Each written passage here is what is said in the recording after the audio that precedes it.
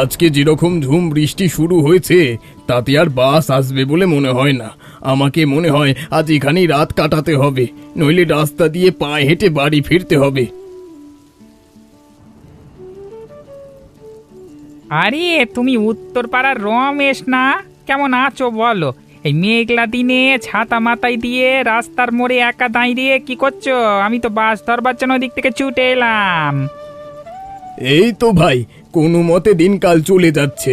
সবজির কিছু ভালো চারা কিনতে এসেছিলাম, কিন্তু মনের মতো চারা কোথাও পেলাম না, তাই আর কেনা হলো না। এখন খালি হাতেই গ্রামের দিকে ফিরে যাচ্ছি। খুব ভালো হলো, খুব ভালো হলো। বৃষ্টির দিনে বাসের জন্য একজন চেনা সঙ্গী পাওয়া গেল। দুজনে কথা বলতে বলতে গেলে পথ কেটে যাবে। ওই দেখো আমাদের বাস চলে এসেছে। চলো আমরা তাড়াতাড়ি বাসের ভেতরে গিয়ে বসি।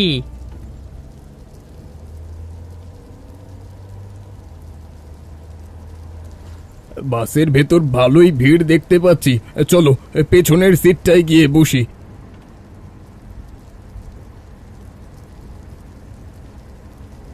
তা নগেনদা, তুমি এই ভাঙা ছাতা বগলে নিয়ে তাড়াহুড়ো করে কোথায় চললে? কোনো কাজ আছে নাকি?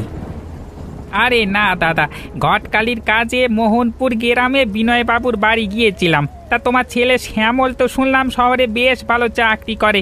ছেলের বয়স তো অনেক হলো, এখন একটা ভালো দিকে বিয়ে দাও না কেন? বিনয়বাবুর মেয়ে শিউলি কিন্তু দেখতে খুব সুন্দর, পড়াশোনাতেও ভালো। তুমি চাইলে আমি ওনাদের সাথে তোমার ছেলের বিয়ের সম্বন্ধ নিয়ে কথা বলতে পারি। পাত্রী হিসাবে মেয়েটি কিন্তু খুবই ভালো হবে, তোমরা দেখে আসতে পারো।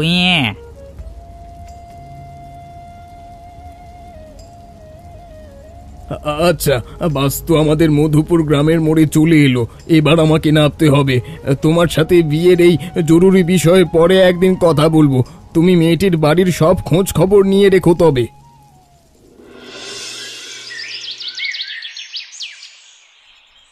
বিনয়বাবু, আপনার জন্য মধুপুর গ্রামের রমেশের ছেলে শ্যামলের সন্ধান এনেছি।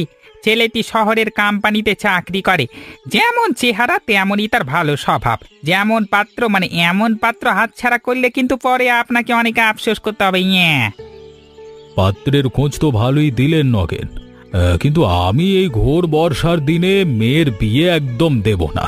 এখন কাপড়ের ব্যবসায় মস্ত বড় চাপ যাচ্ছে। তাছাড়া চারিদিকের গ্রামীণ রাস্তার অবস্থা খুবই খারাপ এবং বিপজ্জনক থাকে। আরে বিনয় বাবু, আপনি শুধু শুধু এই মেঘ বৃষ্টি ভয় পাচ্ছেন কেন বলুন তো? রমেশের পরিবার অত্যন্ত ভালো আর ভদ্র। তাছাড়া ছেলে নিজে শহরে থাকে, এমন ভালো সুযোগ বারবার আসেন। আপনি রাজি হয়ে যান। আমি আমার একমাত্র মেয়ের বিয়ে খুব ধুমধাম করে দিতে চাই, তাই বৃষ্টির মধ্যে তাড়াহুড়ো করবার কোনো প্রশ্নই ওঠে না। বর্ষা কমলে পাকা কথা হবে। এখন তুমি শুধু ছেলের পরিবারের বাকি খোঁজ খবর ভালো করে নাও তো। রমেশের পরিবারও কিন্তু এই বর্ষার পর বিয়ের সানাই বাজাতে চাইছে। ওনাদের একই মত। আপনি যদি সম্মতি দেন তবে আমি আজই মেয়ের একটা সুন্দর ছবি ওনাদের বাড়িতে নিয়ে গিয়ে দেখাতে পারি। কি বলেন বিনয়বাবু? আচ্ছা ঠিক আছে নগেন, তুমি যখন এত করে বলছো তখন মেয়ের এই ছবিটা নাও। তবে রমেশকে পরিষ্কার জানিয়ে দিও, বিয়ের মূল অনুষ্ঠান কিন্তু এই বর্ষার পর। বিনয়বাবুকে আপাতত হ্যাঁ বলে ছবিটা নিয়ে কেটে পড়ি। রমেশকে আমি একই কথা বলে বশ করেছি। এখন দুই পক্ষকে একটু ঘুরিয়ে পিছিয়ে মিথ্যে বলে দিলেই এই বর্ষাতেই ছাদনা তলায় বসানোর ব্যবস্থা করতে হবে। তুমি একা একা মনে মনে কি ভাবছো নগেন? চা ঠান্ডা হয়ে যাচ্ছে যে, খেয়ে নাও। ব্যবসার হিসেবটা শেষ করে আমাকে আবার ওদিকে যেতে হবে। তুমি ছবিটা সাবধানে রেখো যেন নোংরা না হয়। না না না না না না বিনয়বাবু, আমি তো আপনার মেয়ের সুন্দর ভবিষ্যতের কথাই ভাবছিলাম। ছবিটা আমি খুব যত্ন করে আমার ঝোলায় রাখলাম। আজই রমেশের বাড়ি যাব, পাকা কথা। বর্ষা কমলেই হবে, আপনি একদম নিশ্চিন্তে থাকুন।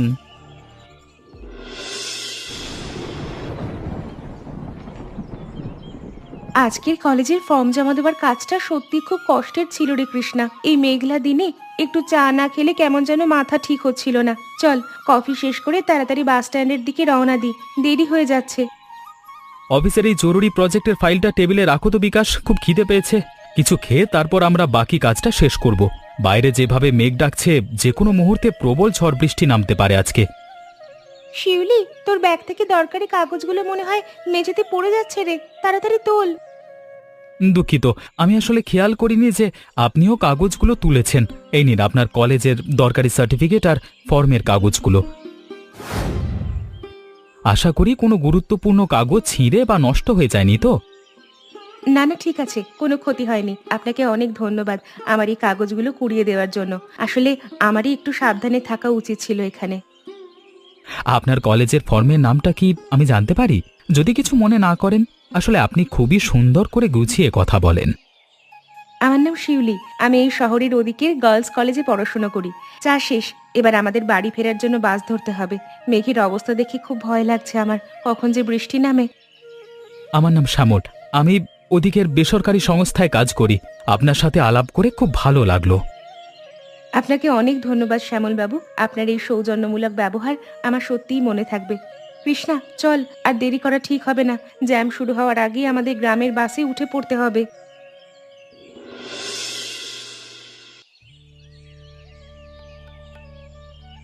এই রমেশ, এই দেখো বিনয় বাবুর মেয়ে শিউলি ছবি। কেমন সুন্দর দেখতে, দেখেছো একবার? হ্যাঁ, মেয়ে যেমন রূপবতী তেমনই গুণী। বিনয় বাবু তোমাদের বংশের কথা শুনে এই বিয়েতে এক পায়ে রাজি হয়ে গেছেন। আর দেরি করো না তোমরা, দেরি করো না, দেরি করো না। মেয়েটা তো দেখতে একেবারে সাক্ষাৎ লক্ষ্মী প্রতিমা, যেন ঘরের আলো করে থাকবে আমার ছেলেটার পাশে। তা নগেন দাদা, বিয়ের কবে ঠিক করলে? এই বর্ষার মরশুম কেটে গেলেই কি সানাই তবে বাজবে? আরে না বৌদি, বিনয় বাবু চান এই প্রবল বর্ষার মধ্যেই ধুমধাম করে শুভ বিবাহ সম্পন্ন হোক। ওনার নাকি কাপড়ের বড় ব্যবসার কাজে আগামী মাসে বাইরে যেতে হবে, তাই ওনারা এখনই বিয়েটা করতে চান তাড়াতাড়ি। হ্যাঁ, বিনয় বাবু যখন এত বড় ব্যবসায়ী হয়ে এই দুর্যোগে বিয়ে দিতে চাইছেন, তখন আমাদের আর আপত্তি কি? কিন্তু চারিদিকে যেভাবে অনবরত জল বাড়ছে, তাতে বরযাত্রী নিয়ে ওদিকের মোহনপুর গ্রামে যাব কিভাবে, সেটাই ভাবছি আমি। তোমরা ওসব নিয়ে একটু চিন্তা করো না। বিনয় বাবু বড় লোক, সব ব্যবস্থা উনিই করবেন। হ্যাঁ, তোমরা শুধু বিয়ের কেনাকাটা শুরু করো। আমি ওনাদের গিয়ে বলবো যে তোমরা এই সপ্তাহেই বিয়েতে রাজি আছো।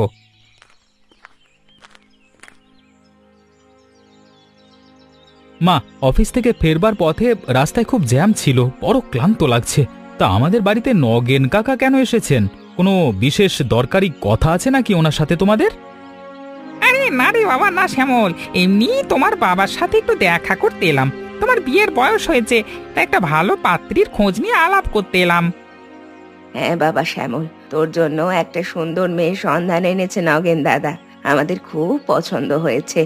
আমরা সিদ্ধান্ত নিয়েছি এই বর্ষার মধ্যেই তোর বিয়েটা দিয়ে দেব।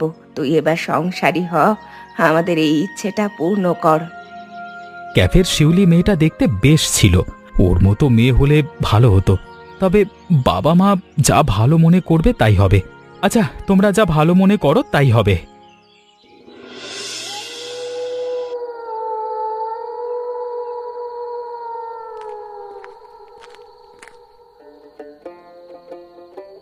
মা শিউলি, তোর জন্য মধুপুর গ্রামের রমেশের ছেলে শ্যামলের সম্বন্ধ পাকা করে এলাম আজকে নগেনের সাথে। ছেলেটি কোম্পানিতে চাকরি করে, ওনার অত্যন্ত ভালো মানুষ। তুই সেখানে খুব সুখে থাকবি মা।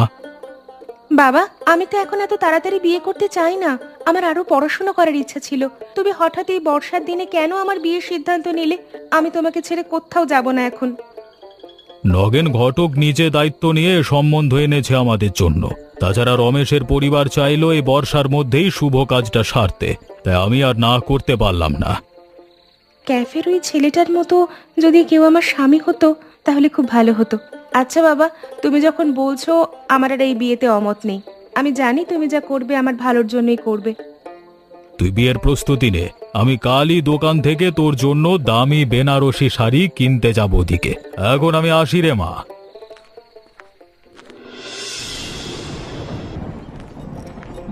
ঘটকালি বিতে আমার উপরে কথা বলবার মতো সাধ্য দুই গ্রামের আর কারো নেই। হ্যাঁ, বিনয়কে বললাম রমেশ এখনই বিয়ে চায়, রমেশকে বললাম বিনয় বাবু বর্ষার লগ্ন ছাড়া মেয়ে দেবে না, দেবে না। হ্যাঁ হ্যাঁ, দুই পক্ষই এখন আমার চালের উপর ভিত্তি করে বিয়ের ধুমধাম প্রস্তুতি নিতে শুরু করে দিয়েছে নিজের নিজের বাড়িতে। এদিকে আকাশের মুখ ভার।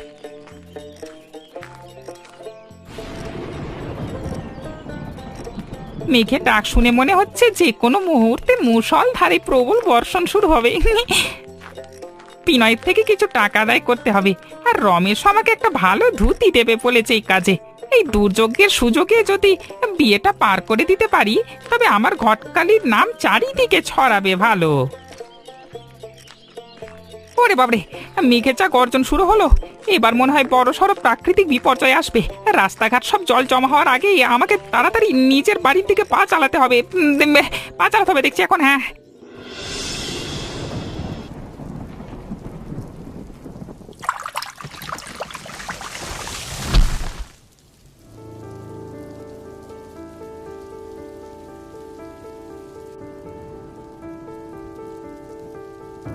ওগো শুনছো, হঠাৎ নদীর বাঁধ ভেঙে হু হু করে জল আমাদের মধুপুর গ্রামে ঢুকে পড়ছে। ঘরের উঠোনে 1 হাঁটু জল জমে গেল। বিয়ের আর মাত্র 2 দিন বাকি, এখন কি হবে গো আমাদের? আমি তো সকাল থেকেই খুব দুশ্চিন্তায় আছি। চারিদিকের মাটির ঘরবাড়ি সব জলের তরে ভেসে যাবে। আমাদের এই অবস্থা হলে বরযাত্রী নিয়ে ওদিকে মোহনপুর গ্রামের বিনয় বাবুর বাড়ি যাব কিভাবে বলো? চারিদিকের এই ভয়াবহ বন্যায় যদি বিয়েটা না হয় ভালোই হবে। এখন আমার বিয়ে করবার একদম ইচ্ছে ছিল না। তুমি অমন গম্ভীর মুখে দাঁড়িয়ে কি ভাবছো বাবা শ্যামল? ওদিকের মোহনপুর গ্রামের অবস্থা কেমন আছে, বিনয় বাবুরা কেমন আছে, ওদের একটা খবর নিতে হবে। তোমরা এদিকটা সামলাও, আমি নগেনের বাড়ি গেলাম। বাবা, তোমরা শুধু শুধু এই প্রাকৃতিক দুর্যোগের মধ্যে ভেঙে পড়ো না। মাথা ঠান্ডা রেখে পরিস্থিতি সামলানোর চেষ্টা করো। মানুষের জীবন আগে বাঁচানো দরকার। এই অবস্থায় বিয়ের অনুষ্ঠান বন্ধ রাখাই তো বুদ্ধিমানের কাজ হবে। না রে বাবা শ্যামল, ওনারা হয়তো ওদিকের সব আয়োজন সম্পূর্ণ করে ফেলেছে, এখন আর পেছানো সম্ভব না। হ্যাঁ বাবা, সমাজ নানা রকম কুৎসিত কথা বলবে এই নিয়ে, আর তুমি এখনো দাঁড়িয়ে আছো। এখন তাড়াতাড়ি যাও নগেনের বাড়ি।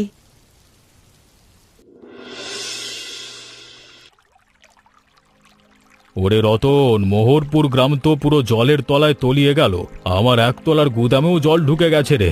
রমেশের বাড়ি থেকে বরযাত্রী আসবে কিভাবে এই অথই জল পার করে? চারিদিকে শুধু বন্যার বন্যা দেখছি আমি। এই বন্যায় গ্রামের গরিব মানুষদের ঘরবাড়ি ভেঙে খুব কষ্ট হচ্ছে, এটা দেখে খুব খারাপ লাগছে। নগেন ঘটক তো বড় পাজি। এই বিপদের দিনে সে একবারের জন্য আমাদের খোঁজ নিতে এলো না। বরপক্ষ যদি আসতে না পারে, তবে আমার একমাত্র মেয়ের বিয়ের এত বড় আয়োজন সব নষ্ট হয়ে যাবে। বাবা, তুমি ওসব নিয়ে এত চিন্তা করো না। চারিদিকের পরিস্থিতি স্বাভাবিক হলে তখন না হয় বিয়ের কথা ভাবা যাবে। এই দুর্যোগে বরযাত্রীদেরও তো রাস্তায় বিপদ হতে পারে, ওনাদের আসতে বারণ করে দাও, কাল যেন না আসে। একবার যখন বিয়ের তারিখ পাকা হয়েছে, তখন আমি কিছুতেই পিছিয়ে আসবো না। দরকার হলে গ্রামের সব কাঠ আর বাঁশ জড়ো করে একটা বিশাল ভাসমান মণ্ডপ তৈরি করব। বাবা, তুমি এই জলের মধ্যে ভাসমান ভেলায় বিয়ের মণ্ডপ বানানোর মতো এমন পাগলামের সিদ্ধান্ত কেন নিচ্ছ বলো তো? গ্রামের মানুষেরা এই বিপদে আমাদের সাহায্য করবে কিভাবে? ওনারা তো নিজেদের ঘর ছাড়া হয়ে আছেন এখন। তুই জানিস না শিউলি, রমেশ অত্যন্ত সৎ কৃষক। সে ওনার ছেলের বিয়ের জন্য সব জমি বন্ধক রেখেছে শুনেছি। আমি ওনার সম্মান কিছুতেই নষ্ট হতে দেব না। ভাসমান ভেলাতেই কালকে ধুমধাম করে তোর বিয়ে হবে। ভাগ্য আমাকে কোন অজানা অন্ধকারের দিকে ঠেলে দিচ্ছে ঈশ্বর।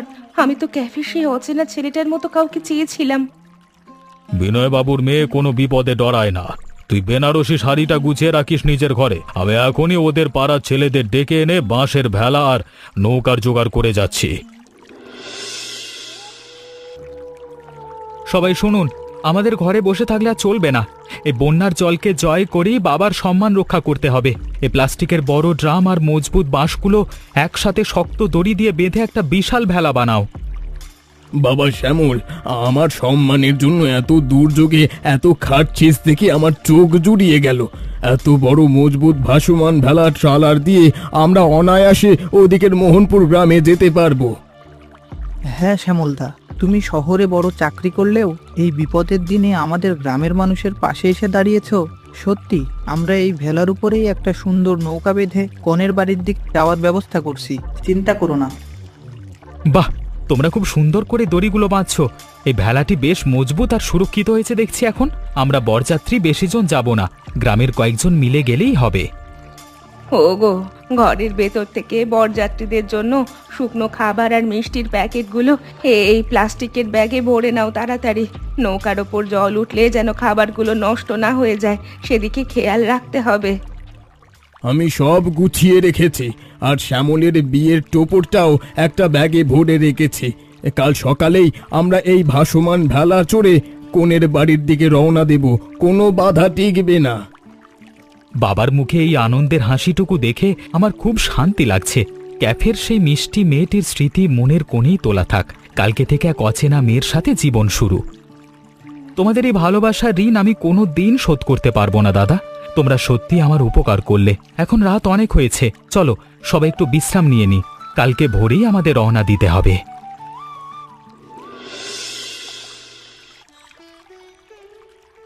ওরে রতন, মণ্ডপের বাঁশের খুঁটিগুলো ভালো করে পরীক্ষা কর। চারিদিকের জলের তোড়ে যেন মণ্ডপটা আবার ভেসে না যায়। এ ভাসমান মণ্ডপেই আজকে আমার কন্যাদান করতে হবে। সানাইয়ের সুর ওদিকে নৌকা থেকে ভেসে আসছে। এই অথই জলের মাঝখানে আমার বিয়ের মণ্ডপ সেজেছে। চারিদিকে শুধু কান্নার মতো জলের শব্দ। আমার বেনারসি শাড়ির আঁচলটা কাদায় ভিজে যাচ্ছে বাবা। আমার বড্ড ভয় করছে এই মণ্ডপে। তুই ভয় পাস না মা শিউলি, তোর বাবা থাকতে এই ভেলা কিছুতেই ডুববে না। সব ব্যবস্থা পাকা আছে। ওদিকের বরের ভাসমান ভেলা আমাদের বাড়ির দিকেই এগিয়ে আসছে।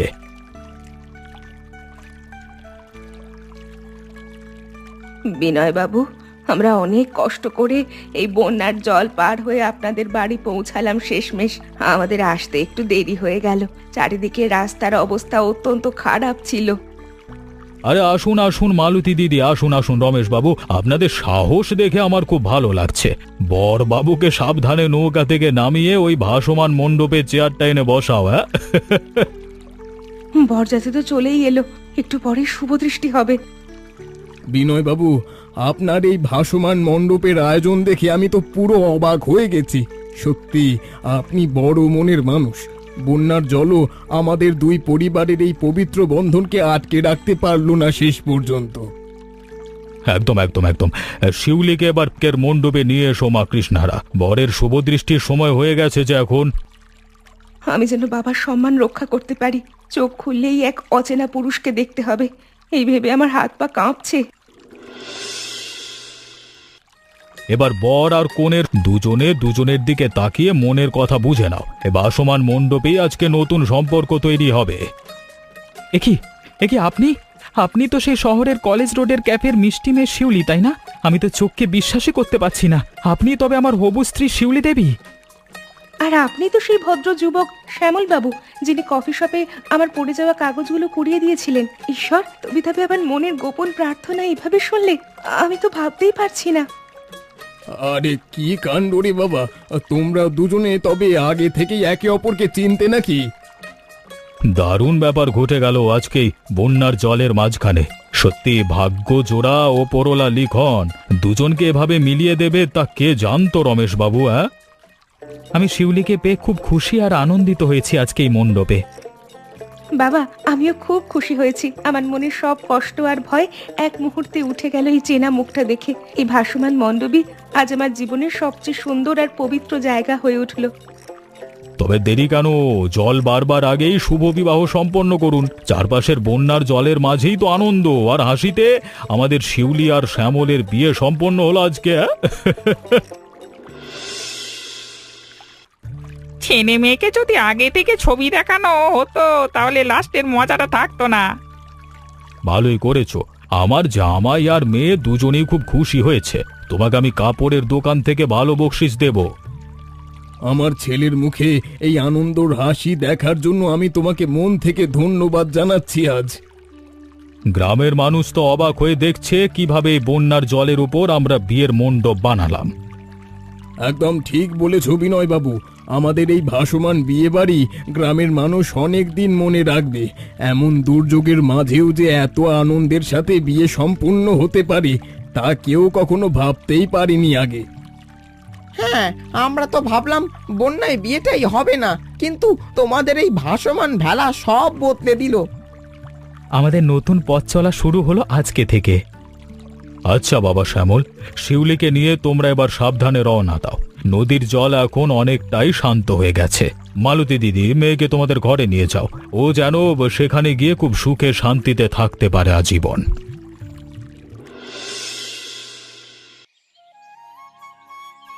বন্যা কেটে যাওয়ার পর আমাদের মধুপুর গ্রামের মাঠের দিকে তাকিয়ে দেখো বিনয় বাবু, কেমন সুন্দর সবুজ ফসলে ভরে গেছে মাঠ। এবারের ধানের ফলন খুব ভালো হবে মনে হচ্ছে। প্রকৃতির সব দুর্যোগ কেটে গেছে আমাদের ওপর থেকে। হ্যাঁ রমেশ বাবু, ওপরওয়ালার দয়ায় আমাদের কাপড়ের ব্যবসাও এখন খুব ভালো চলছে। বাজারে নতুন কাপড়ের চাহিদা বেড়েছে। আমরা দুজনে একসাথে বসে চা খাচ্ছি আর হাসি মুখে ব্যবসার কথা বলছি। এর চেয়ে ভালো আর কি হয়?